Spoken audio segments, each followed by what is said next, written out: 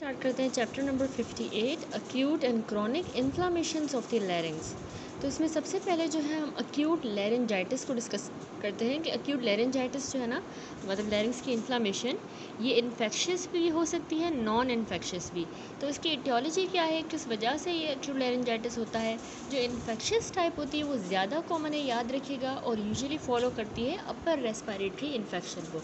यानी पेशेंट है, उसको अपर रेस्पिरेटरी इन्फेक्शन अगर हो जाता है तो उसके बाद उसको अक्यूट लैरिंजाइटिस डेवलप हो सकता है। टू बिगिन विथ ये वायरल होता है ओरिजिन में, लेकिन बाद में सून बैक्टीरियल इन्वेजन भी हो जाती है इसकी विद दी कौन से bacteria, Streptococcus pneumonia, Haemophilus influenza, haemolytic streptococci या स्टेफिलोकोकस ओरियस। ठीक है, पहले जो है ओरिजिन उसका वायरल था, लेकिन बैक्टीरियल इन्वेजन इन बैक्टीरिया से हो सकती है। तो इसके अलावा कह रहा है एक्जेंथेमेरस फीवर्स जैसे कि मीज़ल्स, चिकन पॉक्स और वूपिंग कफ, ठीक है, ये भी सारे लैरिंजाइटिस के साथ एसोसिएट होते हैं। ये इस तरह के फीवर्स हैं जिनमें वेजिकुलर रैश वगैरह डेवलप हो जाती है स्किन पे, तो उनमें साथ में एसोसिएटेड लैरिंजाइटिस भी होता है पेशेंट को। ठीक हो गया। अब ये सारी थी इन्फेक्शियस इटियोलॉजी। नॉन इन्फेक्शियस कौन सी वजूहत हैं अक्यूट लैरिंजाइटिस की? एक तो due to the vocal abuse, ठीक है, बहुत ज़्यादा जो है वोकल कॉर्ड्स का इस्तेमाल, वोकल अब्यूज़, उसकी वजह से एलर्जी, थर्मल या केमिकल बर्न की वजह से लैरिंग्स की इन्फ्लामेशन हो सकती है, क्योंकि अगर हम इनहेल कर लें या इंजेस्ट कर लें वेरियस सब्सटेंसेस को, केमिकल्स को या थर्मल कंपाउंड्स को, ठीक है।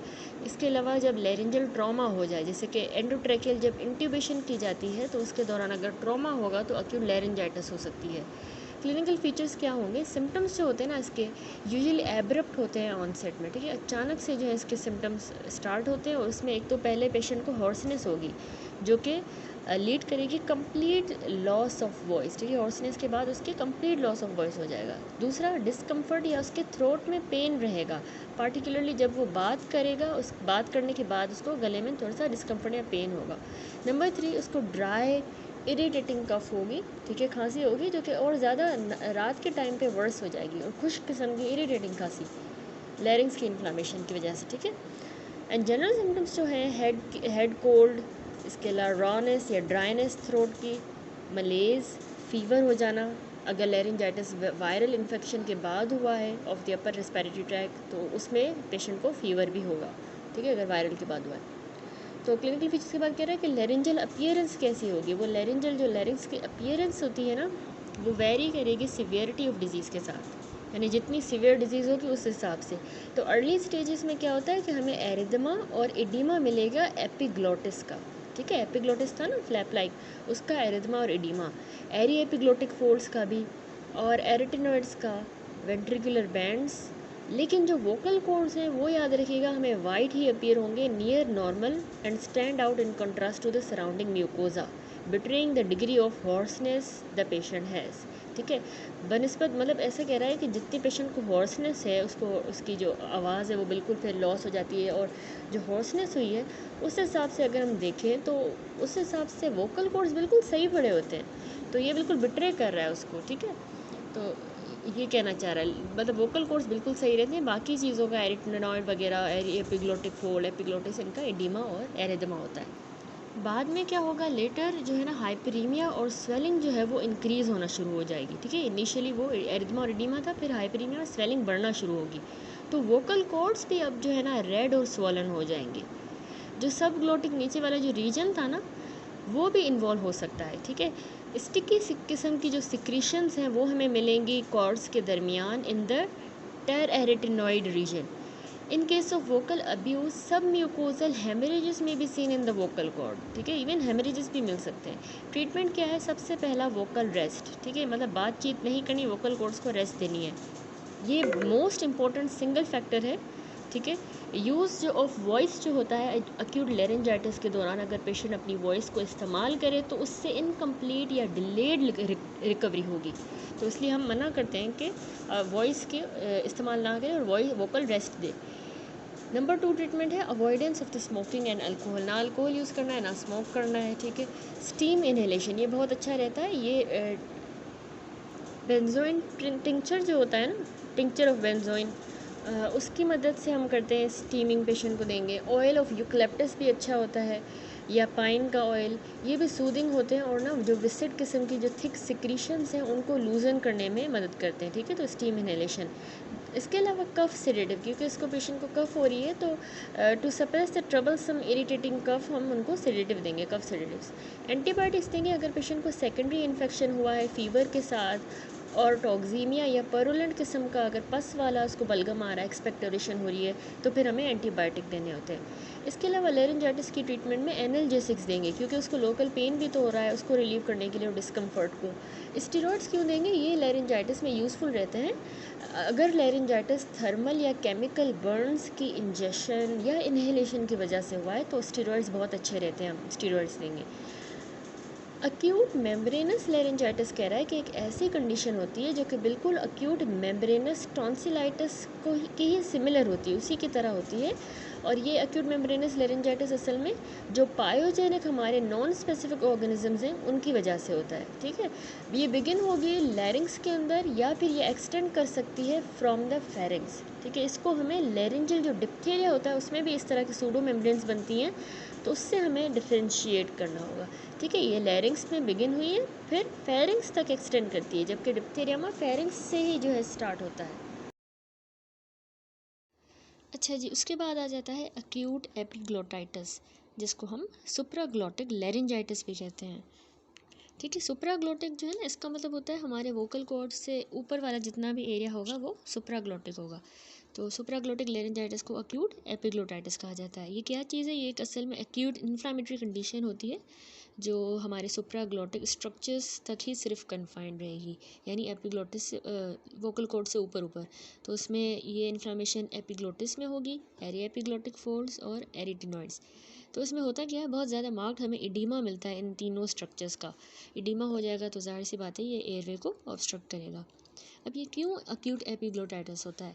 इसमें ये एक सीरियस कंडीशन है जो 2 से 7 साल के जो बच्चे होते हैं उनको अफेक्ट करती है, लेकिन ये एडल्ट्स को भी अफेक्ट कर सकती है। इसमें Haemophilus influenza type be most common organism होता है जो इस कंडीशन के लिए रिस्पॉन्सिबल है बच्चों में। तो फीचर्स क्या प्रेजेंट करेंगे? इसमें ऑनसेट ऑफ सिम्टम अचानक से एब्रप्टली होते हैं और वो रैपिडली प्रोग्रेस करते जाएंगे, बढ़ते जाएंगे। पेशेंट का जो है वो सोर थ्रोट होगा, इसको डिस्फेजिया होगा, ठीक है। ये सोर थ्रोट और डिस्फेजिया मोस्ट इंपॉर्टेंट, इसमें कॉमन प्रेजेंटेशन होती है एडल्ट्स में, जबकि बच्चे किस तरह प्रेजेंट करेंगे? डिस्निया एंड स्ट्राइडर के साथ। और ये रैपिडली प्रोग्रेसिव होते हैं, फैटल भी हो सकते हैं अनलेस रिलीव्ड। अब फीवर भी होगा इसमें पेशेंट को, जो कि 40 डिग्री सेल्सियस तक जा सकता है। फीवर अब हुआ क्यों है? सेप्टिसीमिया की वजह से। पेशेंट की कंडीशन रैपिडली डिटोरिएट हो सकती है। एग्जामिनेशन कैसे करनी है हमने? ये फिगर देखिए, इसमें अक्यूट एपिग्लोटाइटिस दिखाया गया है, ठीक है। तो अब इसमें हमने एग्जामिनेशन किस तरह करनी होती है? सबसे पहले हमने टंग को डिप्रेस करना है टंग डिप्रेसर की मदद से, तो हमें स्वॉलन रेड एपिग्लोटिस नज़र आएगा, ठीक हो गया, जो कि स्वॉलन और रेड है। इसके अलावा इनडायरेक्ट लेरिंजोस्कोपी हम करेंगे तो उसमें हमें इडीमा और कंजेशन मिलेगी एरी एपिग्लोटिक फोल्ड्स की। अब ये जो एग्जामिनेशन है हम ये अवॉइड करते हैं क्योंकि इससे कंप्लीट ऑब्स्ट्रक्शन भी प्रेसिपिटेट हो सकती है, ठीक है। तो इसलिए हम इनडायरेक्ट लेरिंजोस्कोपी अवॉइड करते हैं। इसलिए हम कहते हैं कि ये इनडायरेक्ट लेरिंजोस्कोपी ऑपरेशन थिएटर में की जाए, ओटी वगैरह में, जहाँ पे हमारे पास इंट्यूबेशन जैसी फैसिलिटीज़ अवेलेबल होती है। अगर उसको जो है कंप्लीट ऑब्स्ट्रक्शन प्रेसिपिटेट हो भी जाए तो हम इंट्यूबेट कर लें पेशेंट को, उसकी जान बचाई जा सके, तो हम ओटी में प्रेफर करते हैं। Lateral soft tissue x ray of neck में शो स्वॉलन एपिग्लोटिस, ये थंब साइंस को हम कहते हैं। जब हम लेटरल एक्सरे लेंगे नेक का तो हमें पेशेंट का जो एपिग्लोटिस है वो स्वॉलन नज़र आएगा, उसको हम कहते हैं थंब साइन। ट्रीटमेंट क्या होता है अक्यूट एपिग्लोटाइटिस का? सबसे पहले तो हॉस्पिटलाइजेशन, हमने पेशेंट को एडमिट कर देना है क्योंकि इसमें रेस्पिरेटरी ऑब्स्ट्रक्शन का डेंजर होता है। फिर एंटीबायोटिक कौन से देना है? एम्पिसिलिन या फिर हमारे जो 3rd जनरेशन सेफेलोस्पोरिन्स होते हैं, ये हीमोफिलस इन्फ्लुएंजा के अगेंस्ट जो हैं बहुत ज़्यादा इफेक्टिव होते हैं। तो ये हम आईवी या इंट्रामस्कुलर या इंट्रावेनस पैरेंटली देंगे without waiting for the result of the throat swab and blood culture. फिर स्टीरॉइड्स, अब स्टीरॉइड्स क्यों दे रहे हैं? देखिए, हाइड्रोकॉर्टिसोन या डेक्सामेथासोन ये हम इंट्रामस्कुलर इंट्रावेनस देते हैं ताकि इनसे इडीमा जो है उसको रिलीव मिले, ठीक है, इडीमा रिलीव हो जाए और ताकि फिर ट्रैकियोस्टमी ना करनी पड़े, तो इसलिए इडीमा को हम स्टीरॉइड्स दे के सही करेंगे। एडिक्वेट हाइड्रेशन आपने याद रखना है, पैरेंटल फ्लूइड्स के थ्रू हम पेशेंट को देंगे। ह्यूमिडिफिकेशन एंड ऑक्सीजन, ये मिस्ट टेंट या क्रूपिड एक किस्म का पास्ट में यूज़ किया जाता था, एक टेंट की तरह का जिसमें जो है नमी बरकरार रहती थी। तो यानी एक ह्यूमिडिफिकेशन का एक मेथड था, उसको कहते थे मिस्ट टेंट या क्रूपिड। तो मतलब हमने या आजकल तो वैसे नेबुलाइज़र है, उसके थ्रू हमने पेशेंट को ऑक्सीजन और ह्यूमिडिफिकेशन पर रखना है। इंट्यूबेशन या ट्रैकियोस्टमी ये तब हम करेंगे जब रेस्पिरेटरी ऑब्स्ट्रक्शन हो जाए, तो उसमें हमने इंट्यूबेशन वगैरह करनी होती है। अगला टॉपिक है अक्यूट लैरिंजोट्रैकियोब्रोंकाइटिस। अब नाम से पता चल रहा है कि एक ऐसी इन्फ्लामेटरी कंडीशन है जिसमें हमारे लैरिंग्स की, ट्रैकिया की और ब्रोंकाई की, इन सब की जो है इन्फ्लामेशन हो रही है, ठीक है। और ये अक्यूट एपिग्लोटाइटिस जो अभी ऊपर डिस्कस किया उससे ज़्यादा कॉमन ये होता है, ये कंडीशन अक्यूट लैरिंजोट्रैकियोब्रोंकाइटिस। क्यों होता है? मोस्टली आपने याद रखना है ये वायरल इन्फेक्शन की वजह से होता है। इसमें पैरा इन्फ्लुएंजा टाइप 1 और 2 जो है ना, ये जो 6 महीनों से लेकर 3 साल के दरमियान वाले बच्चे होते हैं उनको अफेक्ट करता है। मेल्स में ज़्यादा अफेक्ट होते हैं। सेकेंडरी बैक्टीरियल इन्फेक्शन ग्राम पॉजिटिव कोकाई के साथ जो है उस पर सुपरवीन करेगा, यानी पैरा इन्फ्लुएंजा टाइप 1 टाइप 2 हुआ बच्चे को, उसके ऊपर उसको फिर ग्राम पॉजिटिव कोकाई का इन्फेक्शन हो जाएगा, सुपरवीन करेगा, ठीक है। यहाँ पे मैंने फिगर भी लगा दी है इसकी, अक्यूट लैरिंजोट्रैकियोब्रोंकाइटिस जिसको हम क्रूप भी कहते हैं। तो अब इसमें देखें पैथोलॉजी क्या होती है, आपने याद रखना है कि हमारे जो इसमें जो सब ग्लोटिक रीजन जो होता है उसमें जो लूज एरियोलर टिश्यू है वो एक्चुअली इसमें स्वेलन हो जाता है, स्वेलिंग हो जाएगी, तो उसकी वजह से ये जो रेस्पिरेटरी पैसेज है इसकी ऑब्स्ट्रक्शन होगी और बच्चे को स्ट्राइडर होगा, ठीक है। तो ये कपल्ड होगा with thick tenacious secretions and crust, ठीक है। थिक किस्म की भी उसको सिक्रीशंस होंगी और क्रस्ट जो है वो उसके एयरवे को कम्प्लीटली ऑब्स्ट्रक्ट कर देगा। तो ये इसमें मेन पैथोलॉजी होती है इनकी स्वेलिंग की वजह से। स्वेलिंग हुई, ऑब्स्ट्रक्शन हुई, स्ट्राइडर हुआ, सिक्रीशंस थिक हुई और क्रस्ट जो ऑक्लूड कर रही हैं। सिम्टोमेटोलॉजी की बात करें तो ये डिजीज़ आपने याद रखना है बच्चों को जो है अपर रेस्पिरेटरी ट्रैक इन्फेक्शन के साथ बिगिन होगी, ठीक है। साथ में उसको हॉर्सनेस और क्रूपी कफ होगी, ठीक है। एक खास किस्म की क्रूपी डॉग कफ की तरह इसको कहते हैं, उस तरह की इसको खांसी होगी। इसमें बच्चे को फीवर भी होगा 39 to 40 डिग्री सेल्सियस का, और उसके बाद जो इसको सांस लेने में मतलब डिफ़िकल्टी होगी, difficulty in breathing and inspiratory type of strider. Strider का अलग चैप्टर है सेपरेट, उसमें हम डिटेल पढ़ेंगे कौन सी टाइप्स होती हैं स्ट्राइडर की, क्या होता है स्ट्राइडर, ठीक है। स्ट्राइडर एक किस्म की स्पेसिफिक साउंड है जो प्रोड्यूस होती है, ठीक है, जो ऑब्स्ट्रक्शन की वजह से। तो इंस्पायरेटरी होता है, एक्सपायरेटरी आगे हम डिटेल में पढ़ेंगे, तो वो भी इसको बच्चे को होगा, ठीक है, स्ट्राइडर। रेस्पिरेटरी डिफिकल्टी फिर ग्रेजुअली बढ़ती जाएगी with science of upper airway obstruction that is suprasternal and intercostal recession. जो ये इंटरकोस्टल जो स्पेस होती है ना रिब केज में, दरमियान रिब्स के, वो अंदर की तरफ रिसेस करेंगे, ठीक है। और सुप्रास्टर्नल रिसेशन, सुप्रास्टर्नम भी जो है अंदर की तरफ रिसेस करती है इसमें, तो उससे पता चलता है कि इसकी रेस्पिरेटरी डिफ़िकल्टी बढ़ रही है और बच्चे को रेस्पिरेटरी डिस्ट्रेस हो रहा है, ठीक है। तो अब जो डिफरेंस है, जो अभी इससे पहले कंडीशन हमने पढ़ी अक्यूट एपिग्लोटाइटिस का और इस अक्यूट लैरिंजोट्रैकियोब्रोंकाइटिस का, वो हमारे पास टेबल में गिवन है। हमने जो अक्यूट एपिग्लोटाइटिस पढ़ा, आपने याद रखना है, तो वो हीमोफिलस इन्फ्लुएंजा टाइप बी की वजह से हो रहा था, जबकि ये कंडीशन क्रूप या अक्यूट लैरिंजोट्रैकियोब्रोंकाइटिस ये पैरा इन्फ्लुएंजा वायरस टाइप 1 और 2 करवा रहे हैं। तो अक्यूट एपिग्लोटाइटिस में 2 to 7 ईयर्स ऑफ एज में हो रहा था, लेकिन यहाँ पर ये 3 महीनों से लेकर 3 साल के बच्चों में होता है ग्रुप। इसमें पैथोलॉजी हमने कहा था एपिग्लोटाइटिस सुप्राग्लोटिक लैरिंग्स में थी, वोकल कॉर्ड से ऊपर वाले लैरिंग्स में कोई पैथोलॉजी थी। यहाँ पे जो है सब ग्लोटिक रीजन में पैथोलॉजी होगी, ठीक है, सब ग्लोटिक। प्रोड्रोमल सिम्टम वहाँ नहीं थे, इसलिए यहाँ पे प्रेजेंट होंगे। इसका जो है ऑनसेट स्लोली होता है, वो सडन था। फ़ीवर जो है यहाँ पे लो ग्रेड का होगा या नहीं होगा फ़ीवर, लेकिन वहाँ पे Haemophilus influenza high grade fever करवा रहा था, वहाँ पे पेशेंट टॉक्सिक था, यहाँ नॉन टॉक्सिक है।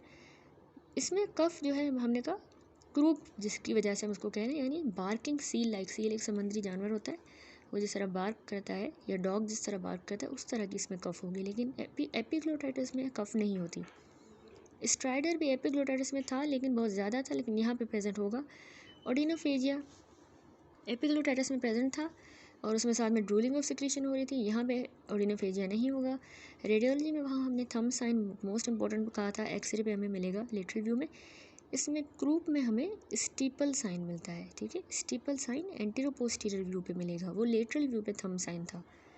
ट्रीटमेंट क्या है इसका, क्रूप को हमने ह्यूमिडिफाइड ऑक्सीजन टेंट में रखना होता है और स्टेरॉइड्स देंगे। एपिग्लोटाइटिस में हमने humidified oxygen 3rd generation cephalosporin जैसे सेफ्ट्राइजोन और एमॉक्सिसिलिन देना होता है।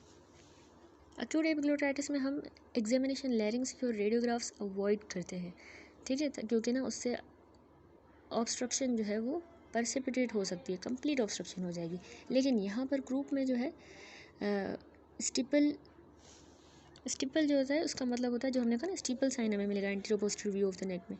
तो स्टीपल एक चर्च टॉवर है, एक कोनिकल स्ट्रक्चर होता है चर्च का, तो उससे ही रिजेंबल करता है, इसलिए हमने इसमें स्टीपल इसको कहा है कि हमें रेडियोलॉजी पे मिलेगा स्टीपल साइन।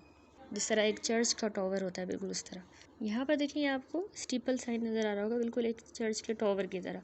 ये रेड मार्क्ड है, लेकिन यहाँ पर देखिए ये है स्टीपल साइन, नैरोइंग हो गई है, और ये एंटीरो पोस्टीरियर व्यू होता है। इस फिगर में भी देखिए ये स्टीपल साइन नैरोइंग हो गई है, तो ट्रैकिया की हमें स्टीपल साइन मिल रहा है। अब ट्रीटमेंट क्या होता है ग्रुप का, इसमें भी हॉस्पिटलाइजेशन करनी होती है, बहुत ज़रूरी होती है, क्योंकि इसमें डिफ़िकल्टी इन ब्रीदिंग जो है बढ़ती जाती है। कोई भी अगर हम मैनिपुलेशन करते हैं पेशेंट की, तो उससे एक्यूट रेस्पिरेटरी डिस्ट्रेस और ज़्यादा बढ़ सकता है। तो इसमें हमने इन्हेलेशन एनेस्थीसिया देना होता है, जैसे सीवोफ्लोराइन, और ऑक्सीजन देंगे हम पेशेंट को, उसकी आईवी लाइन सिक्योर करेंगे, और फिर हमने लेरिंजोस्कोपी करनी होती है ताकि हम डायग्नोसिस बना सकें। अब लेरिंजल स्वैब्स हम लेंगे इसके कल्चर करने के लिए, और सेंसिटिविटी टेस्ट, और इंट्यूबेट कर देंगे पेशेंट को। Most of the patient antibiotic से और स्टीरॉयड से ही रिकवर हो जाते हैं, और इंट्यूबेशन से तकरीबन 48 आवर्स के ही अंदर, ठीक है। Antibiotic, steroid and intubation. Antibiotic सब कौन से देना है, एम्पिसिलिन 50 मिलीग्राम पर केजी पर डे, डिवाइडेड डोजेज में सेकेंडरी इन्फेक्शंस के लिए इफेक्टिव है due to gram positive cocci and haemophilus influenza. इसमें भी ह्यूमिडिफिकेशन करते हैं ताकि जो क्रस्ट बने थे, टिनेशियस सिक्रीशंस थी, वो सॉफ्टन हो जाएं, और जो ब्लॉक करती हैं इसको ट्रैकियोब्रोंकाइटरी को। पैरेंटल फ्लूइड भी हम इसमें देंगे ताकि डिहाइड्रेशन को कॉम्बैट किया जाए। स्टीरॉयड में हाइड्रोकॉर्टिसोन दे सकते हैं आईवी रूट के थ्रू, ताकि वही एडिमा जो है रिलीव हो। और एक और इम्पॉर्टेंट पॉइंट है इसमें एड्रीनलिन, रेसमिक एड्रीनलिन हम देंगे रेस्पिरेटर के थ्रू, तो ये एक ब्रोंको डायलेटर की तरह एक्ट करेगा और डिस्निया को रिलीव करेगा, ठीक है, क्योंकि ब्रोंको डायलेटर की तरह एक्ट कर रहा है एड्रेनलिन, तो उससे फिर ट्रैकियोस्टमी नहीं करनी पड़ेगी। एंड लास्ट हम इंट्यूबेशन एंड ट्रैकियोस्टमी तब करेंगे जब रेस्पिरेटरी ऑब्स्ट्रक्शन बढ़ती जा रही है, बेशक हमने ये सारे मेजर्स किए फिर भी, तो फिर हमने करनी होती है। तो ट्रैकियोस्टमी जो है वो हम करेंगे अगर जो हमने यहाँ पे करना होता है पंचर करके, अगर इंट्यूबेशन 72 आवर्स से ज़्यादा के लिए हमें चाहिए, ठीक है। तो हम इंट्यूबेशन अगर ज़्यादा के लिए चाहिए तो फिर हमने डायरेक्टली यहाँ पे ट्रैकियोस्टमी करनी होती है, और असिस्टेड वेंटिलेशन में भी रिक्वायर्ड। उसके बाद नेक्स्ट टॉपिक है लेरिंजियल डिप्थीरिया।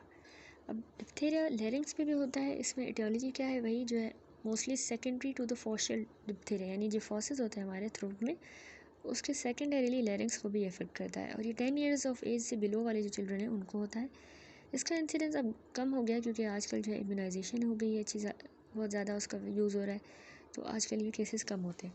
इसमें पैथोलॉजी क्या है, effects of laryngeal diphtheria are due to the formation of tough pseudo membrane, ठीक है। इसमें सूडो मेम्ब्रेन फॉर्मेशन हो जाती है जो कि लैरिंग्स पे भी होगी, ट्रैकिया पे, और कम्प्लीटली एयरवे को बंद कर देगी, ऑब्स्ट्रक्ट कर देगी, ठीक है। दूसरा इसमें पैथोलॉजी में है कि इसमें एक्सोटॉक्सिन लिबरेट होता है बाय द बैक्टीरिया, तो वो जो डिप्थीरिया क्लोस्ट्रिडियम कोरिनेबैक्टीरियम जो डिप्थीरिया जो टॉक्सिन को लिबरेट कर रहा है, वो टॉक्सिन जाके मायोकार्डाइटिस करवाता है और वेरियस अदर न्यूरोलॉजिकल कॉम्प्लिकेशन, ठीक है। तो ये आपने पैथोलॉजी याद रखनी है, एक तो सूडो मेम्ब्रेन बन रही है, ऑब्स्ट्रक्शन कर रही है, दूसरा एक्सोटॉक्सिन जो मायोकार्डाइटिस एक न्यूरोलॉजिकल कॉम्प्लिकेशन करवा रहा है। अब इसमें जनरल फीचर क्या होंगे, तो इसमें 4 मेन जनरल फीचर्स हैं डिप्थीरिया के। पहले तो जनरल सिम्टम्स हैं, एक तो इसको लो ग्रेड का फीवर, बुखार होगा 101 to 101 डिग्री फ़ारेनहाइट, उसका गला ख़राब होगा पेशेंट को, सोर थ्रोट, मलेज होगा, और पेशेंट जो है बहुत ज़्यादा टॉक्सीमिक लगेगा, साथ में उसको टैकीकार्डिया थ्रेडी पल्स होगी, ठीक है। थ्रेडी पल्स यानी फीबल सी जो है पल्स होगी, जो कि बिल्कुल एक धागे की तरह महसूस होगी, कि बस एक हमारी फिंगर के नीचे एक धागा है, इतनी फीबल पल्स होगी। ये होगी जनरल सिम्टम। अब लेरिंजियल सिम्टम्स नंबर 2, लेरिंग्स से रिलेटेड, उसमें जो है पेशेंट को हॉर्सनेस ऑफ वॉइस, ठीक है, क्रूपी कफ होगी, इंस्पायरेटरी टाइप ऑफ स्ट्राइडर होगा, और डिस्निया जो इसका बढ़ता जाएगा with marked upper airway obstruction. Membrane की बात करें तो उसमें पेशेंट को ना ग्रेश मेम्ब्रेन्स होंगी, जो कि हमें उसके टॉन्सिल्स पे और फेरिंग्स पे नज़र आएंगी, और इसके अलावा उसके सॉफ्ट पैलेट पे। इसी तरह की जो मेम्ब्रेन्स हैं वो उसके लैरिंग्स और ट्रैकिया में आ गई हैं। लास्ट में ये देखिए फिगर भी बना हुआ है सर्वाइकल लिम्फेडेनोपैथी। ये कैरेक्टरिस्टिक इसमें बुल नेक होता है जो हमें डिप्थीरिया में मिलता है। कैसे डायग्नोस करेंगे जो पेशेंट को डिप्थीरिया है? लेरिंजियल डिप्थीरिया जो है मैंने आपको बताया कि फॉस्ट्रियल डिप्थीरिया के सेकेंडरीली डेवलप करता है। तो इसकी डायग्नोसिस वैसे क्लिनिकली होती है, लेकिन हम कंफर्म करते हैं इसको जब हम स्मीयर एंड कल्चर कर लें कॉरिनिबैक्टीरियम डिप्थीरिया का। तो ट्रीटमेंट जो है क्लिनिकल सस्पिशन पे हम स्टार्ट कर देते हैं। ट्रीटमेंट अब क्या है? ट्रीटमेंट में आपने 5 चीज़ें याद रखनी है। डिप्थीरिया एंटीटॉक्सिन सबसे पहले, तो उसका जो डोज़ होता है डिप्थीरिया एंटीटॉक्सिन का वो क्लिनिकल सीवियरिटी पे भी डिपेंड करता है और कितने टाइम से उसको ये इलनेस है उस पर। वो 20,000 से लेके 1 लाख यूनिट्स तक वेरी कर सकता है और ये हम IV रूट देंगे सैलिन इन्फ्यूजन के साथ। ठीक है, टेस्ट डोज पहले देंगे और उसके बाद हम सैलिन इन्फ्यूजन में देंगे। तो इससे क्या होगा, ये एंटीटॉक्सिन जाके ना फ्री टॉक्सिन जो था ब्लड के अंदर उसको जाके न्यूट्रलाइज कर देगा। नंबर 2 हमने इसमें देने होते हैं एंटीबैक्टीरियल्स।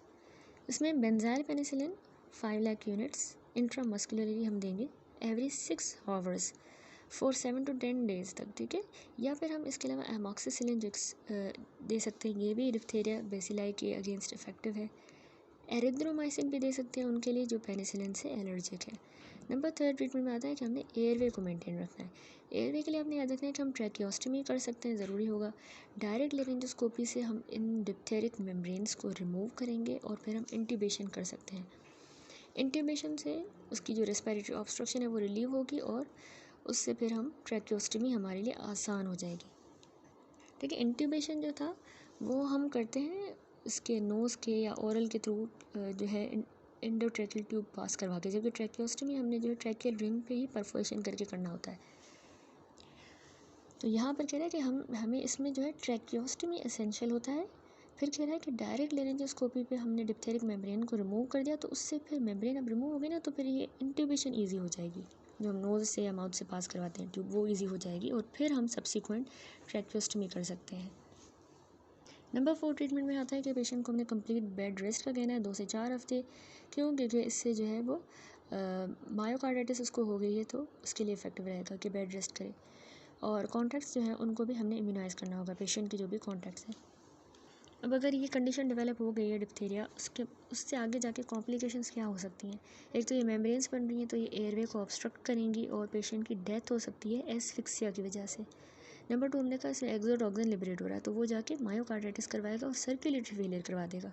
नंबर 3 देखें, पैलेटल पैरालिसिस हो सकती है इनकी वजह से, पैलेट की, तो उससे जो भी खाएगा पिएगा वो नेज़ल रिगर्जिटेशन होगी, नाक से निकलेगा पैलेट की पैरालिसिस की वजह से। लैरिंग्स की और फेरिंग्स की भी पैरालिसिस हो सकती है। इवन पेशेंट की जो आइज़ हैं उसमें जो एक्स्ट्रा ऑकुलर मसल्स हैं वो भी पैरालाइज हो सकते हैं, एंड इवन डायाफ्राम की पैरालिसिस। इसके बाद आ जाता है हमारा अगला topic which is the oedema of the लैरिंग्स, यानी ये लैरिंग्स है उसका इडीमा हो गया है। इसको हम क्या कहते हैं? इसका दूसरा नाम होता है इडीमा ग्लोटाइडिस। पास्ट में हम इसको कहते थे इडीमा ग्लोटाइडिस, और ये सुप्राग्लोटिक एंड सब ग्लोटिक रीजन को इन्वॉल्व करता है, जहाँ पे इन जगहों पे हमारा जो ये लैरिंजियल म्यूकोसा होता है ना, ये बिल्कुल लूज़ होता है, तो ज़्यादातर इसी जगह पे एडिमा होगा। अब वोकल कॉर्ड्स का एडिमा रेयरली होता है क्योंकि उनमें हम सब एपिथेलियल कनेक्टिव टिश्यू बहुत थोड़ा होता है, स्पार्स होता है, तो वहाँ रेयर है। अब क्यों हुआ है एडिमा? इसके डिफरेंट कॉजेज़ हैं कि लैरिंग्स में एडिमा हो जाए। सबसे पहला इन्फेक्शियस कॉज होता है, उसमें जो एक्यूट एपिग्लोटाइटिस हमने पढ़ा उसकी वजह से, या लैरिंजो ब्रोंकाइटिस जिसको क्रूप कह रहे थे, ट्यूबरकुलोसिस की वजह से, या साइफिलिस ऑफ द लैरिंग्स। अब इन्फेक्शन अगर कोई नेबरहुड में हो, यानी पेरिटॉन्सिलर एब्सेस बन गई है, या पेशेंट को रेट्रोफेरेंजियल एब्सेस है, या लुडविग एंजाइना है, तो नेबरहुड का भी जो है इन्फेक्शन जाके लैरिंग्स का एडिमा करवाएगा। ट्रॉमा की वजह से भी होता है, जब सर्जरी हो टंग की या फ्लोर ऑफ माउथ की, या लैरिंजल ट्रॉमा हो, कोई फॉरेन बॉडी आ जाए, जब एंडोस्कोपी की जाती है बच्चों में उसकी वजह से, इंट्यूबेशन की वजह से, थर्मल या कॉस्टिक बर्न्स या इस तरह के थर्मल या कॉस्टिक इन्हेलेशन की वजह से, या इरिटेंट गैसेस और फ्यूम्स। तीसरा, कुछ नियोप्लाज्म्स भी लैरिंग्स का एडिमा करवाते हैं, जैसे लैरिंग्स का कैंसर या लैरिंजोफेरिंग्स का कैंसर जो डीप अल्सरेशन के साथ एसोसिएट हो। एलर्जीज में तो मोस्ट कॉमन आपने याद रखना है कि एंजियोन्यूरोटिक एडिमा हो जाता है या एनाफाइलैक्सिस होती है। ठीक है, रेडिएशन में आपने याद रखना, अगर लैरिंग्स और फेरिंग्स के कैंसर के लिए अगर रेडिएशन यूज़ की गई हो तो वो भी लैरिंग्स का एडिमा करवाएगी। सिस्टेमिक डिजीज़ में अगर नेफ्राइटिस है, हार्ट फेलियर या मिक्सडीमा, तो ये तो ऑब्वियसली इस तरह की कंडीशन एडिमा करवाती है। तो साइन एंड सिम्टम्स, एडिमा हो गया, कौन से साइन के साथ पेशेंट प्रेजेंट करेगा सिम्टम्स के साथ? तो सबसे पहला तो उसकी एयरवे ऑब्स्ट्रक्शन होगी, क्योंकि एडिमा ऑब्स्ट्रक्ट हो रहा है, देखें एयरवे। तो इसमें जो डिग्री ऑफ रेस्पिरेटरी डिस्ट्रेस है वो वेरी करता है, और हमने इसमें ट्रैकियोस्टमी करना हमारे लिए ज़रूरी हो जाता है कि तब वही उसका ज़िंदगी बचाने का आखिरी सहारा होता है, सांस लेने का, तो ट्रैकियोस्टमी। दूसरा, एडिमा हुआ है तो इंस्पायरेटरी स्ट्राइडर होगा, ठीक है। और तीसरा, उसको इनडायरेक्ट लेरेंजोस्कोपी पे हमें सुप्राग्लोटिक या सब ग्लोटिक रीजन में एडिमा नज़र आएगी। बच्चों में हमें डायरेक्ट लेरेंजोस्कोपी कर सकते हैं, रिक्वायर्ड होगी। ट्रीटमेंट क्या है? एडिमा हो गया है, ट्रीट करना है। तो अगर इसमें एयरवे ऑब्स्ट्रक्शन हो गई है तो हमने लैरिंग्स को मैंने आपको बताया कि हम ट्रैकियोस्टमी करेंगे या इंट्यूबेशन, ठीक है, इमीडिएटली करनी होगी ताकि उसका सांस लेने में उसको आसानी हो। तो जो लेस सीवियर केसेस होते हैं अब उनको हम वैसे कंजर्वेटिवली ट्रीट करते हैं, और कॉज पे ट्रीटमेंट डिपेंड करता है। मोस्ट इंपॉर्टेंट आपने याद रखना है कि हम एड्रीनलिन का इंजेक्शन देते हैं 1:1000, 0.3 to 0.5 ml इंट्रामस्कुलरली ये दिया जाता है, ठीक है। और हर 15 मिनट के बाद इसको हम रिपीट करते हैं अगर नेसेसरी हुआ। तो ये एड्रेनलिन जो है ना, एलर्जिक वाले जो या एंजियोन्यूरोटिक एडिमा होता है उनमें बहुत ज़्यादा इफेक्टिव होता है। इसके अलावा स्टेरॉइड्स भी हम दे सकते हैं पेशेंट को अगर उसका ये एडिमा एपिग्लोटाइटिस या लेरिंजोट्रैकियोब्रोंकाइटिस की वजह से हुआ है, या ट्रॉमेटिक, एलर्जिक या पोस्ट रेडिएशन कॉजेज़ की वजह से। तो इन सारे कॉजेज़ में स्टेरॉइड्स जो हैं हेल्पफुल होते हैं। उसके बाद अगला टॉपिक आ जाता है हमारे पास क्रोनिक लैरिंजाइटिस, ठीक है। लैरिंजाइटिस पता चल रहा है इन्फ्लामेशन हो गई है लैरिंग्स की।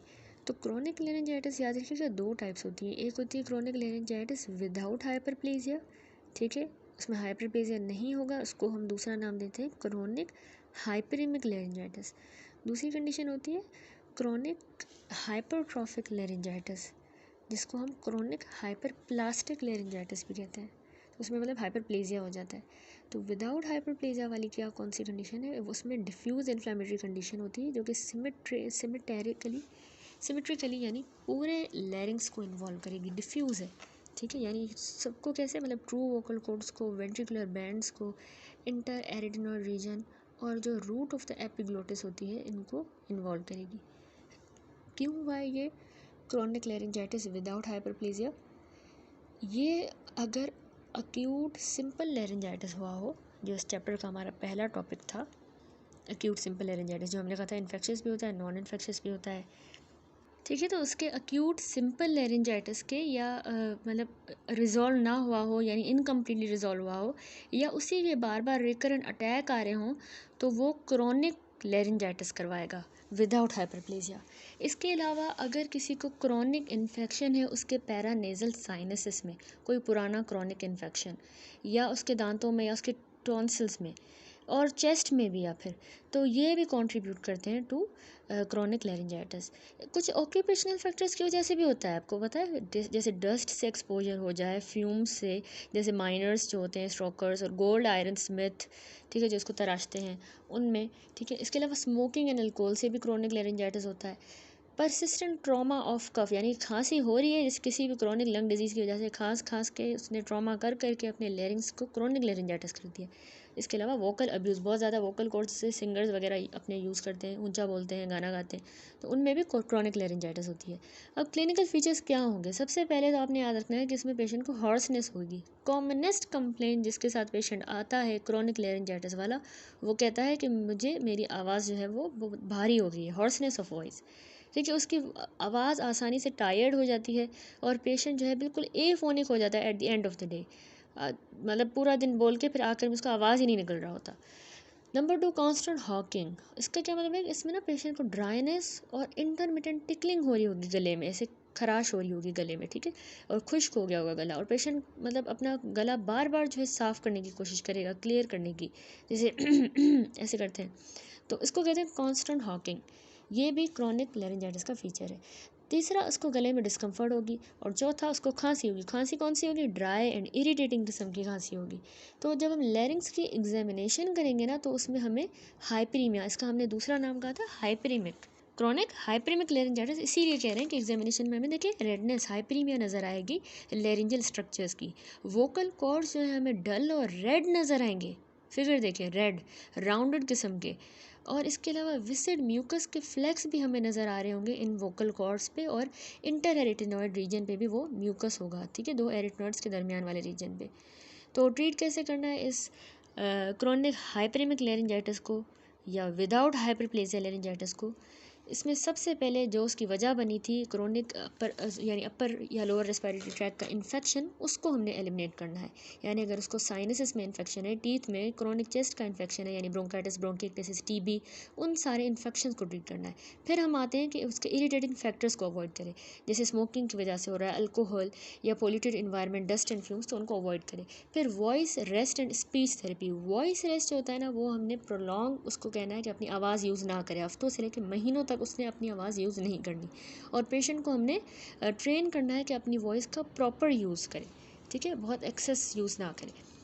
स्टीम इनहेलेशन बहुत इंपॉर्टेंट है क्योंकि ड्राई है, गला भी बहुत ड्राई है, कफ भी उसको ड्राई है, तो स्टीम इनहेलेशन से जो है सिक्रीशंस भी जो है वो भी लूजन होंगी और उसको रिलीफ मिलेगा। एंड देन एक्सपेक्टोरेंट्स यानी जो बलगम को बाहर निकालती हैं चीज़ें, वो हम देंगे, दवाई वगैरह इस तरह की कोई, ताकि जो विसिड सी सिक्रीशंस हैं वो लूज़ हो और आसानी से बाहर आए और उसकी हॉकिंग जो है वो उससे उसको रिलीफ मिले।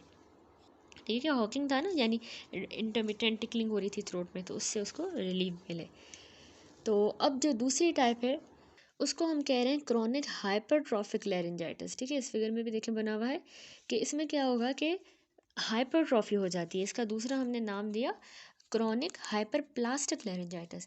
तो ये भी या तो डिफ्यूज होगी या एक सिमेट्रिकल प्रोसेस होता है, या लोकलाइज्ड भी हो सकता है। अगर लोकलाइज्ड होगा तो वो एक ट्यूमर की तरह हमें नज़र आएगा लैरिंक्स में। जाहिर सी बात है किसी लोकलाइज्ड जगह पे कोई हाइपरप्लेजिया हो रहा है तो हम उसको ट्यूमर ही कंसीडर करते हैं। तो अब लोकलाइज्ड वाली वेराइटी जो है डिस्फोनिया प्लीका वेंट्रिकुलरिस करवाएगी, डिस्फोनिया प्लीका वेंट्रिकुलरिस की तरह प्रेजेंट करेगी, या वो हमें एक वोकल नोड्यूल की तरह प्रेजेंट करेगी क्योंकि लोकलाइज्ड है, या वोकल पॉलिप की तरह, या रैंकी इडीमा।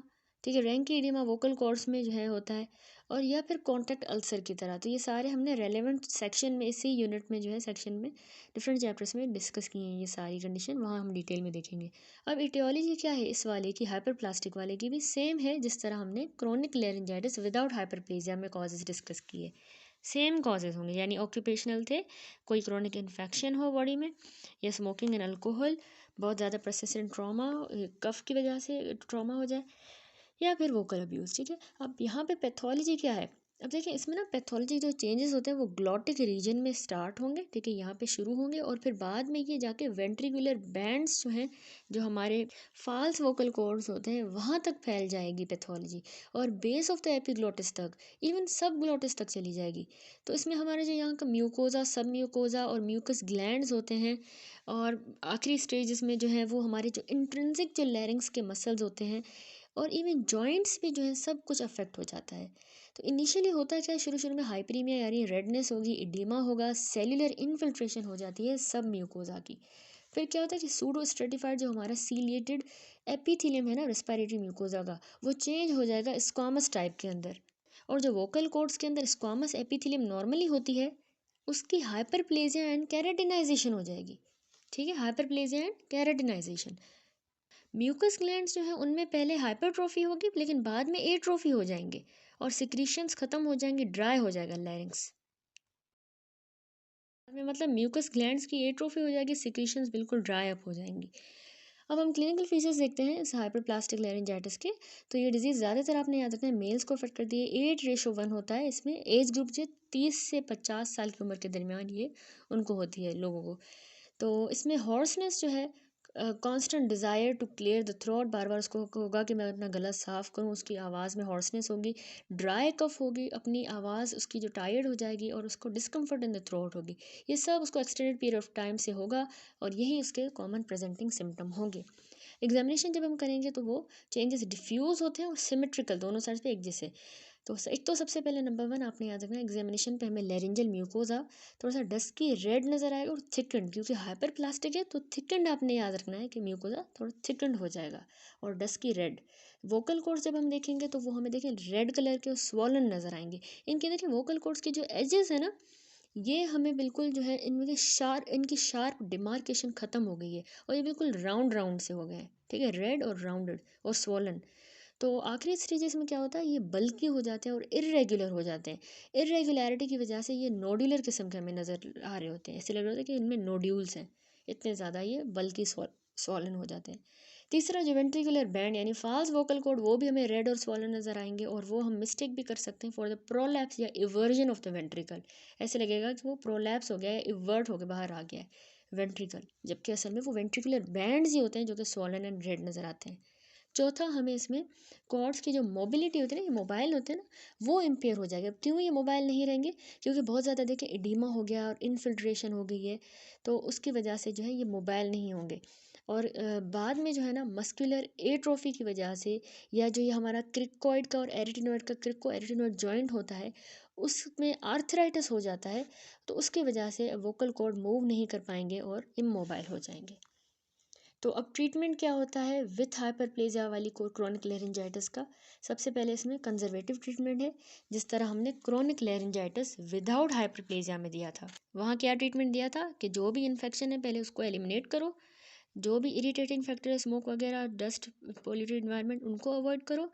वॉइस और स्पीच थेरेपी को रेस्ट दो, ठीक है, आवाज़ यूज़ नहीं करनी, और स्टीम इन्हेलेशन देनी है ताकि लूजन हो सिक्रेशन, और एक्सपेक्टोरेंस, ठीक है, ये कंजर्वेटिव ट्रीटमेंट।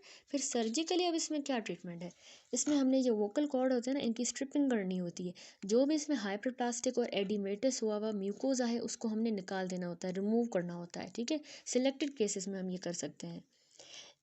अंडरलाइन जो वोकल लिगामेंट है उसको डैमेज ना हो जाए तो उसको हमने केयरफुली अवॉइड करना होगा कि वो डैमेज ना हो। और एट अ टाइम आपने याद रखना है, मोस्ट इंपॉर्टेंट, कि एक वोकल कॉर्ड को एट अ टाइम हमने ऑपरेट करना होता है, कभी भी हम दोनों को साथ ऑपरेट नहीं करते।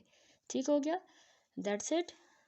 अच्छा जी, उसके बाद आ जाता है हमारे पास अगला topic which is the polypoid degeneration of vocal cords. ठीक है, हमारे वोकल कॉर्ड्स की पॉलीपॉइड डीजेनरेशन, जिसको हम रैंकीस इडीमा भी कहते हैं। ठीक है, रैंकीस एक स्पेस होती है जो मैंने आपको एनाटॉमी वाले टॉप चैप्टर में फर्स्ट में एक्सप्लेन की थी। तो देखिए इसमें होता क्या है, कंडीशन में ये एक बायलेटरल सिमेट्रिकल स्वेलिंग हो जाती है हमारे वोकल कॉर्ड्स के मेम्ब्रेनस पार्ट की। ठीक है, ज़्यादातर ये मिडिल एज के जो मैन एंड वुमेन है उनमें देखी गई है कि मतलब दोनों साइड की जो वोकल कॉर्ड है बायलेटरली उनमें एक जैसी सिमेट्रिकल स्वेलिंग हो जाती है वोकल कॉर्ड्स के मेम्ब्रेनस पार्ट की। जिस तरह यहाँ पे ये मैंने कलर एटलस खोला है, इसमें देखें बहुत अच्छे से दिखाया गया है कि ये जो वोकल कॉर्ड्स हैं इनकी स्वेलिंग हो गई है। तो ये बायलेटरली दोनों साइड पे सिमेट्रिकल स्वेलिंग हो गई, इसको हम कहते हैं रैंकीस इडीमा या polypoid degeneration of vocal cord. तो अब ये होता है क्योंकि ना जो सब एपिथेलियल स्पेस होती है, जो मैंने आपको बताया था कि रैंकी स्पेस उसको कहते हैं, उसमें एडीमा हो जाता है, उस सब epithelial space of the vocal cords में एडीमा हो जाता है। तो अब देखिए क्रोनिक इरिटेशन हो रही हो अगर वोकल कॉर्ड्स की, क्यों होगी इरिटेशन, जब आवाज़ का मिस यूज़ किया जाए, बहुत ज़्यादा अपनी वॉइस को यूज़ किया जाए, या हैवी स्मोकिंग की जाए तो वोकल कॉर्ड इरिटेट होंगे। अगर क्रोनिक साइनोसाइटिस है, लेरिंजोफेरिंजियल रिफ्लेक्स, ठीक है, जो एक गर्ड ही होता है जो आगे इसको क्रोनिक इरिटेट करे, तो ये प्रोबेबल्स में एटियोलॉजिकल फैक्टर्स होते हैं। ठीक है, इसके अलावा ये जो है एडीमा इसका मिक्सिडीमा में भी होता है। मिक्सिडीमा आपको पता है हाइपोथायरॉयडिज्म में होता है। अब ये पेशेंट किस तरह के क्लिनिकल फीचर्स के साथ प्रेजेंट करेगा, सबसे पहला तो उसको इसकी वजह से हॉर्सनेस होगी, मोस्ट कॉमन सिम्टम, भारी हो जाएगी उसकी वॉइस। और पेशेंट जो है ना अपने फाल्स वोकल कॉर्ड्स को यूज़ कर रहा होगा वॉइस प्रोडक्शन के लिए, और उसी वजह से पेशेंट की जो आवाज़ है वो लो पिच्ड और रफ साउंड होगी। ठीक है, क्यों, क्योंकि वो फाल्स वोकल कॉर्ड्स को यूज़ कर रहा है instead of the true vocal cords, क्योंकि ट्रू वालों की देखिए एडीमा हो गई है। अब आपने याद रखना है कि हम जब इसमें इनडायरेक्ट लेरेंजोस्कोपी करेंगे तो हमें वोकल कॉर्ड एक फ्यूसीफॉर्म स्वेलिंग की तरह नजर आएंगे। फ्यूसीफॉर्म आपको याद होगा, इस तरह की जो शेप होती है इसको हम कहते हैं फ्यूसीफॉर्म। ठीक है, यहाँ से टैपर्ड है बीच में, तो देखिए फ्यूसीफॉर्म हमें शेप नज़र आएगी वोकल कॉर्ड्स की आइडियल पे। और पेल्स ही इनकी देखें ट्रांसलूसेंट किस्म की जो है लुक होगी, पेल से नज़र आ रहे होंगे। जबकि वेंट्रिकुलर बैंड्स जो हैं वो हमें हाइपरीमिक नज़र आएंगे, रेडिश से। ये देखें यहाँ पे ये वोकल कॉर्ड्स हैं, ठीक है, जबकि यहाँ पे नीचे ये जो वेंट्रिकुलर बैंड्स हैं ये हमें हाइपरीमिक नज़र आएंगे। और मोस्ट इम्पोर्टेंट आप देखें इसमें इन वेंट्रिकुलर बैंड्स की हाइपरट्रॉफी हो जाएगी, ठीक है। जब ये हाइपरट्रॉफी हो जाएगी इनकी, तो ये अंदर के जो व्यू होता है हमारे ट्रू कॉर्ड्स का, उनको जो है, यानी इनका ट्रू कॉर्ड्स का जो व्यू है ये इसकी हाइपरट्रॉफी की वजह से मास्क हो जाएगा, नज़र नहीं आएगा वो व्यू।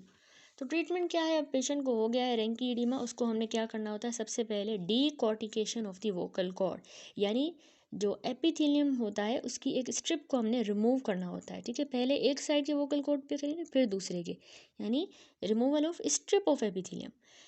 और मतलब एक के पहले करेंगे, फिर 3 से 4 हफ्तों के बाद दूसरे की करेंगे, डीकॉर्टिकेशन। दूसरा वॉइस रेस्ट का कहेंगे, अपनी वॉइस को इस्तेमाल ना करें। और तीसरा स्पीच थेरेपी, ताकि अपनी वॉइस प्रोडक्शन को प्रॉपर करें, क्योंकि देखिए ना, ट्रू वाले की एडिमा वगैरह हो गई है और फाल्स वाले की हाइपरट्रॉफी हो गई है, तो वो आपस में मिड लाइन में आ गए हैं फाल्स वाले, तो वो हॉर्सनेस करवा रहे हैं, ठीक है। तो उसके लिए उसकी वॉइस को भी पेशेंट को हमने सही करना होगा, तो हम स्पीच थेरेपी का कहेंगे। यहाँ पे कंप्लीट हुआ। उसके बाद है अगला टॉपिक, पैकीडर्मल लेरिंजस।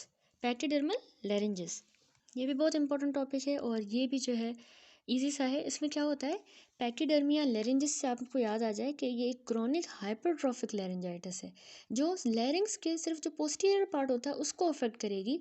पोस्टीरियर वाला कौन सा पार्ट लेरिंग्स का, जो हमारे एरिटिनॉइड्स होते हैं ना दो, उनके दरमियान का जो इंटर एरिटिनॉइड रीजन है, और या फिर हमारे जो देखें वोकल कॉर्ड्स हैं, उनके जो पोस्टीरियर ये वाला पार्ट होता है वोकल कॉर्ड्स का, उसको ये अफेक्ट करेगा। इन जगहों पे क्या होगा, क्रोनिक हाइपरट्रॉफिक लेरिंजाइटिस हो जाएगी। अब आप सोच रहे होंगे कि ये क्यों हो रही है लेरिंजाइटिस, आपको याद रखना है कि ये असल में क्रोनिक इरिटेशन हो रही हो, जैसे कोई ज़्यादा स्मोकिंग करता है, अल्कोहल यूज़ करता है, या किसी को अगर गर्ड हो रहा है ज़्यादा, तो उसके एसिड जूसेस बार बार आ रहे हैं, लेरिंग्स को इरिटेट कर रहे हैं, हर वक्त लेरिंग्स उनमें बाथ हो रहा है, तो उसकी वजह से होता है। अब क्लिनिकली पेशेंट प्रेजेंट कैसे करेगा, उसको ना पीछे जो है उसके posterior part of vocal cords और इंटर एरिटिनॉइड रीजन में इरिटेशन हो गई है, क्रोनिक इरिटेशन, तो वहाँ पे ना उसको ग्रेन्युलेशन टिश्यू हीप्ड अप हुआ हुआ हमें नज़र आएगा, ठीक है। जब हम इनडायरेक्ट लेरिंजोस्कोपी करेंगे तो हमें उसमें ग्रेन्युलेशन टिश्यू नज़र आएगा, रेड या ग्रे कलर का, इंटर एरिटिनॉइड वाले रीजन्स में, और जो पोस्टीरियर थर्ड होता है वोकल कॉर्ड का वहाँ पे। तो पेशेंट को उसकी वजह से हॉर्सनेस होगी, और उसकी हस्की वॉइस होगी, गले में इरिटेशन भी होगी। तो कभी कभार वहाँ पे जो ग्रेन्युलेशन टिश्यू है वो हमें अल्सरेशन भी शो कर सकता है। अब अल्सर क्यों बना है आप सोच रहे होंगे, क्योंकि अब देखिए वोकल प्रोसेस है वो आपस में बार बार टकरा रहे हैं, बात वगैरह करने में, बातचीत करने में, टॉकिंग के दौरान, तो अब ग्रेन्युलेशन टिश्यू भी उसमें बना हुआ है, तो टकरा टकरा के उसमें कॉन्टैक्ट अल्सर बना देता है, ठीक है, इसको कहते हैं कॉन्टैक्ट अल्सर। अब ये कंडीशन दोनों साइड्स पे होती है और सिमेट्रिकल होती है, पैकीडर्मा लेरिंजिस।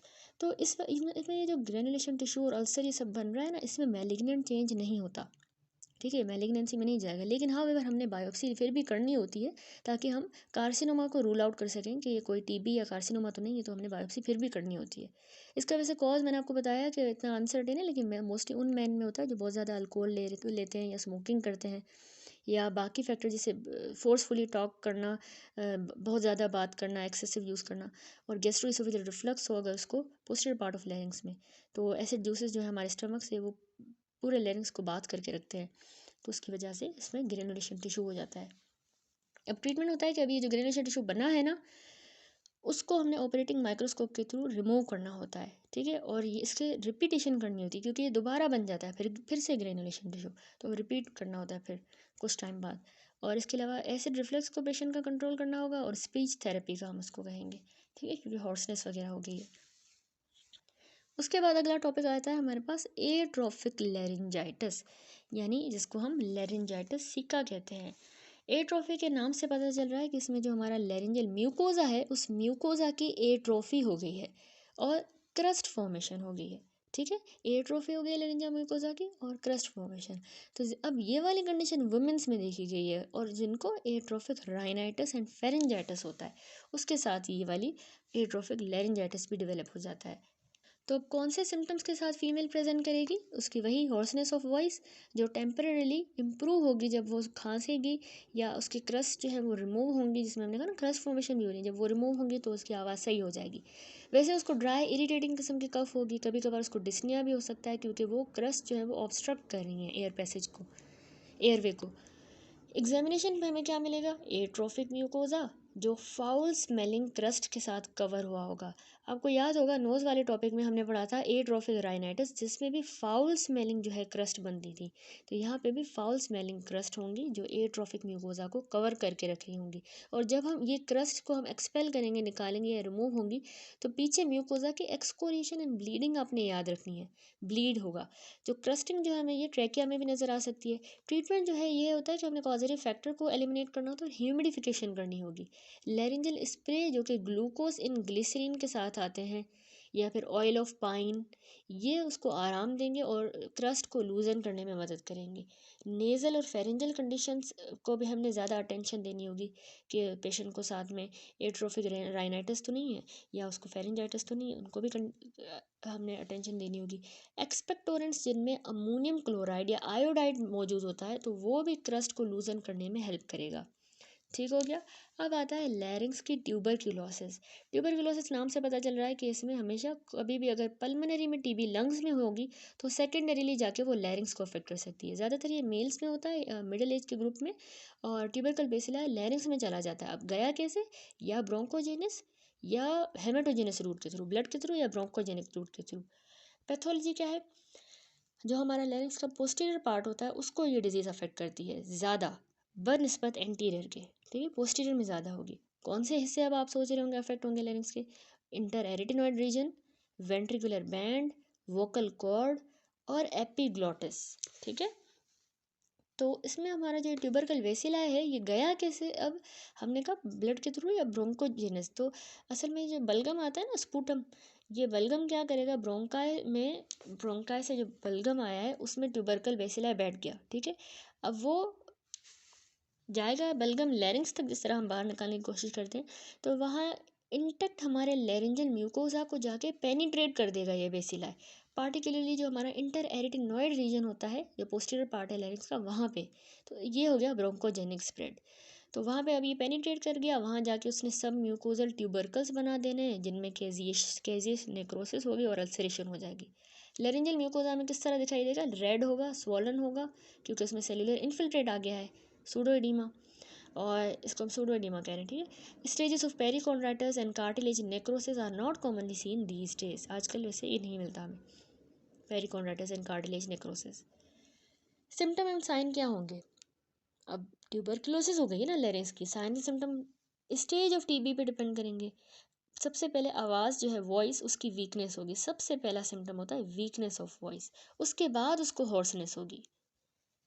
लैरिंग्स में अल्सरेशन हो जाएगी जो कि उसको बहुत ज़्यादा पेन करवाएगी, और वो पेन उसके कानों तक भी रेडिएट कर रहा होगा। ठीक है, गले में पेन फिर कानों में रेडिएट कर रहा है अल्सरेशन की वजह से। स्वेलिंग उसकी पेनफुल हो जाएगी और उसको बहुत ज़्यादा डिस्फेजिया हो जाएगा लेटर स्टेजेस में। अब लैरिंग्स को हमने करना होता है एग्जामिन। जब हम एग्जामिनेशन में लैरिंग्स को देखेंगे तो हमें वोकल कॉर्ड रेड किस्म के हाइपरीमिक नज़र आएंगे इन इट्स होल एक्सटेंट, या फिर पूरे के पूरे हाइपरीमिक होंगे, या सिर्फ उसका पोस्टीरियर पार्ट जो है हाइपरीमिक होगा, और साथ में उसके जो एडक्टर्स होते हैं उनकी इम्पेयरमेंट हो जाएगी। एडक्टर्स की इम्पेयरमेंट होगी तो वोकल कॉर्ड्स यूँ एडक्ट नहीं कर पाएंगे, सिर्फ एबडक्टेड रहेंगे। ठीक है, दूसरा एग्जामिनेशन पे हमें इंटर एरिटिनॉइड वाला रीजन स्वॉलन नजर आएगा, हाइपरीमिया हो गई, स्वेलिंग हो गई। ठीक है, और स्वेलिंग की वजह से उसको मेमिलेटेड अपीयरेंस मिलेगी, जिस तरह निपल की अपीयरेंस होती है उस तरह मेमिलेटेड। इसके अलावा वोकल कॉर्ड जो है उसमें अल्सरेशन भी हमें नज़र आएगी, जो कि माउस निबल्ड एरिया की तरह, जिस तरह चूहा जो है बाइट करे और माउस निबल्ड अपीयरेंस जो है, इस तरह की हमें अल्सरेशन मिलेगी। सुपरफिशियल रैग्ड अल्सरेशन भी मिलती है एरिटिनॉइड्स पे और इंटर एरिटिनॉइड रीजन में। ग्रेनुलेशन टिश्यू मोस्ट इंपॉर्टेंट हमें इंटर एरिटिनॉइड रीजन में मिलेगा, या वोकल प्रोसेस ऑफ एरिटिनॉइड में। टर्बन एपिग्लोटिस, जिस तरह जो पगड़ी होती है इस तरह की हमें एपिग्लोटिस नज़र आएगी। क्यों? क्योंकि उसको उसमें सूडो इडीमा हो गया है। ठीक है, फाल्स इडीमा। और ये सूडो इडीमा क्यों हो रहा था? क्योंकि हमें जो लैरिंजल म्यूकोसा है वो रेड और स्वॉलन नज़र आ रहा है सेल्यूलर इन्फिल्ट्रेशन की वजह से, तो वो उसको हम सूडो इडीमा कह रहे हैं। इसके अलावा स्वेलिंग वेंट्रिकुलर बैंड्स की भी मिलेगी और एरी एपिग्लोटिक फोल्ड की भी, और बहुत ज़्यादा हमें पेलार्डनेस मिलेगी सराउंडिंग म्यूकोसा में। ये हो गई इसकी एग्जामिनेशन। डायग्नोज हमने कैसे करना है? हम चेस्ट एक्सरे करवाएंगे जिस तरह टीबी में करवाते हैं, और स्पूटम की एग्जामिनेशन करवाएंगे, बायोप्सी लेंगे लैरिंजल लेजन की, ताकि हम कार्सिनोमा को एक्सक्लूड करें, इसलिए बायोप्सी, और उसको बाकी कंडीशन से डिफ्रेंशिएट करने के लिए। ट्रीटमेंट वही होता है जो हम पल्मोनरी टीबी में देते हैं, और वॉइस रेस्ट इसमें इंपॉर्टेंट है। अगला आ जाता है हमारे पास lupus of the larynx. Lupus हम किसको कहते हैं? जो SLE होता है, ये वो वाला ल्यूपस नहीं है, ये भी टीबी से ही रिलेटेड है। तो असल में ये एक इंडोलेंट ट्यूबरक्युलर इन्फेक्शन होता है जो साथ में lupus of the nose and pharynx के साथ भी एसोसिएट होगा, ठीक है। इसमें पेशेंट को नोज एंड फेरिंग्स में भी जो है टीबी होगी। तो अनलाइक ट्यूबरक्यूलोसिस ऑफ द लैरिंग्स जो अभी हमने पढ़ा, उसके बरक्स ये वाली जो है लूपस ऑफ द लैरिंग्स, ये मोस्टली पोस्टीरियर पार्ट्स को अफेक्ट करेगी। यानी जो हमने ऊपर ये लैरिंग्स वाली जो लूपस पढ़ी ट्यूबरक्लोसिस, इसमें पोस्टीरियर पार्ट को अफेक्ट कर रही थी, लेकिन लूपस जो है वो एंटीरियर पार्ट ऑफ द लैरिंग्स को अफेक्ट करेगी। अब एपिग्लोटिस इसमें पहले इन्वॉल्व होता है क्योंकि एंटीरियरली अफेक्ट कर रहा है, और कंप्लीटली इस डिजीज़ की वजह से डिस्ट्रॉय हो जाएगा, ठीक हो गया। और लेजन जो है फिर फैलेगी, स्प्रेड करेगी एरिया एपिग्लोटिक फोल्ड तक, कभी कभार वेंट्रिकुलर बैंड यानी फाल्स वोकल कॉर्ड तक।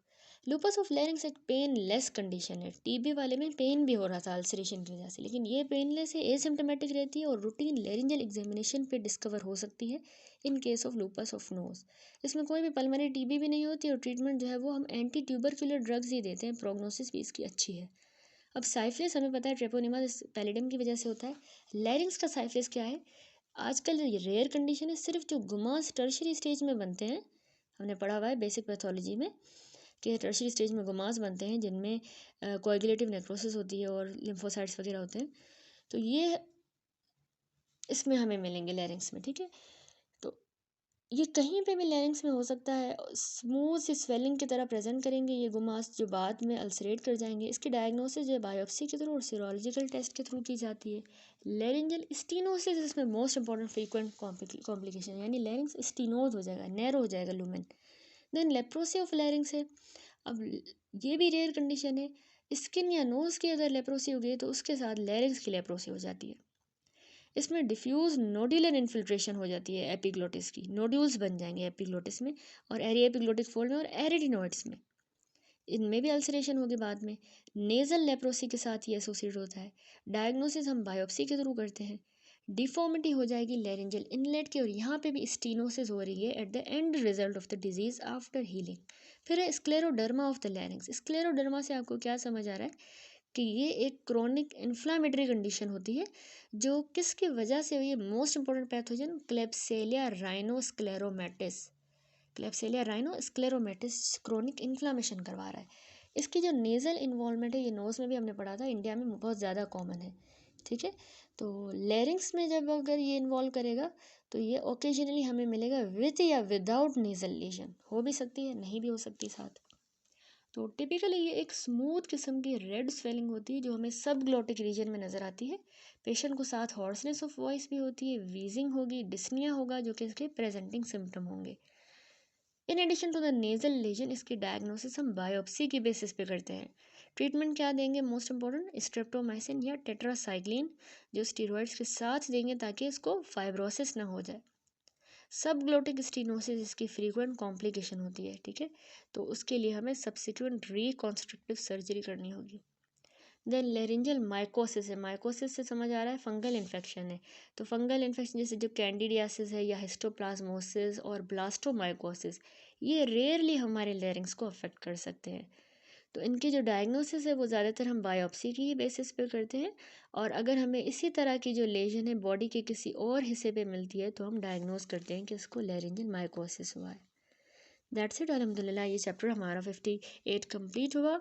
Diseases acute and chronic inflammations of the larynx. अब नेक्स्ट वीडियो से इंशाल्लाह हम स्टार्ट करेंगे congenital lesions of the larynx and stridor.